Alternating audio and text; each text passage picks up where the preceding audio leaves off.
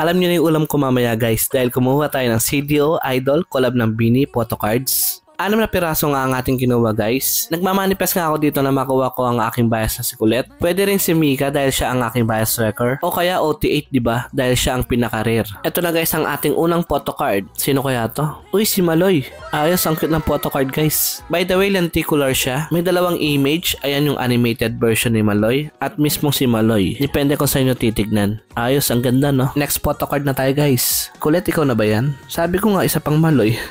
Okay guys, buksan na natin itong pangatlong photo card. Nakuha natin si Sheena. Ang cute. Ito na nga yung pang-4 na photo card natin guys. Wow, si Maloy na naman. Uwing-uwi ka Maloy ah. Sundan na natin ito ng pang-5 photo card guys. Boom, nakaharap. Maloy pa nga. So far meron na tayong 4 na Maloy. Ito na yung ating pinaka-last na photo card. Wow, naklats ang ating bias. Nakuha natin si Colette. Sobrang cute. So far ito na ang ating photo card. 3 out of 9 na tayo guys. So yun lang. Thank you for watching.